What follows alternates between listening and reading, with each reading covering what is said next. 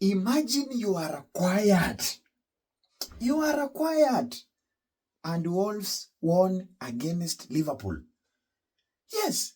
Why are you quiet, Bana? Why are you quiet? Wolves won against Liverpool. If it was Arsenal, the whole world will be talking right now.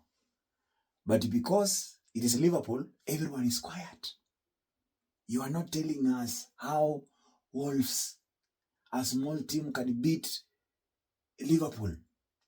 But if it was Arsenal, oh, my friend, a small team that is going to relegation, beating Arsenal, drawing against Arsenal, I told you, Wolves is not an easy team.